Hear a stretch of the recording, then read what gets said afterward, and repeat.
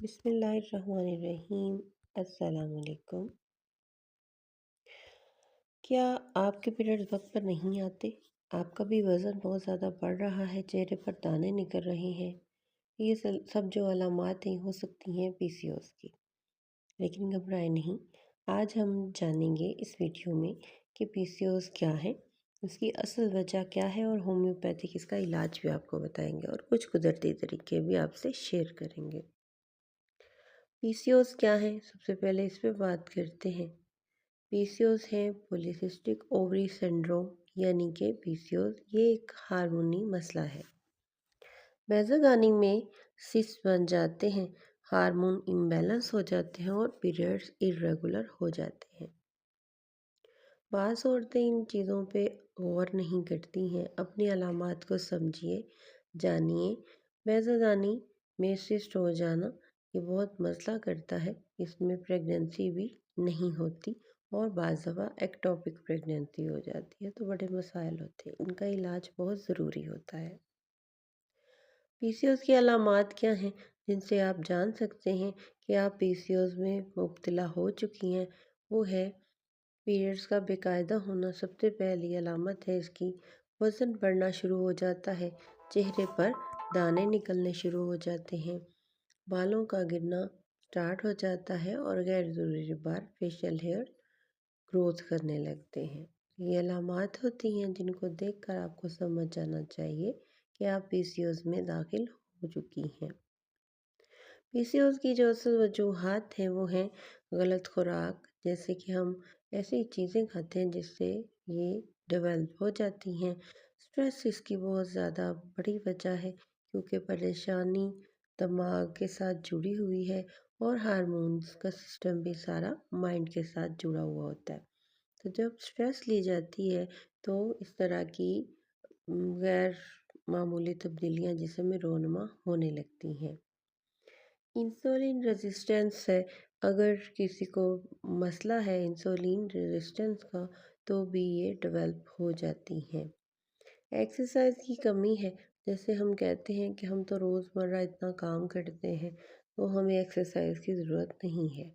دیکھیے، ایکسرسائز کا مطلب ہوتا ہے ایک ہی چیز کو آپ ریپیٹ کیجئے بار بار، وہ ہوتی ہے ایکسرسائز۔ تو روزانہ جو ڈیلی کے ہمارے کام ہیں وہ روٹین میں اس طرح سے نہیں ہوتے۔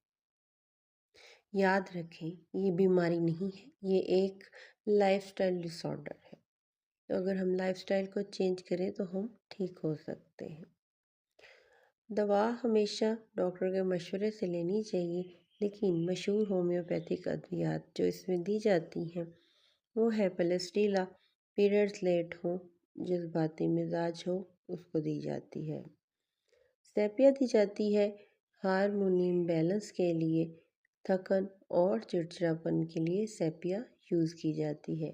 کیلکیریا کارب، وزن بڑھ رہا ہو، سست ہو میٹابولزم، تو دی جاتی ہے۔ میٹابولزم سست کس طرح سے ہوتا ہے؟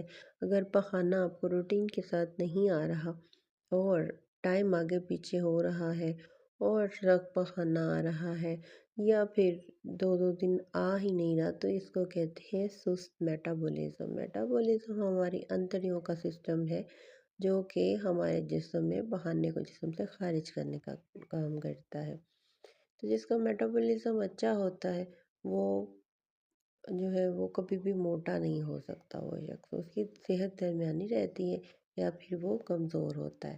تو زیادہ اچھا ہے کہ میٹابولزم درمیانی سپیڈ پہ چلے، نہ زیادہ سست ہو نہ ہی زیادہ تیز ہو۔ لیچیسس ہے، یہ شدید پی ایم ایس میں دی جاتی ہے، غصہ ہو اس میں دی جاتی ہے۔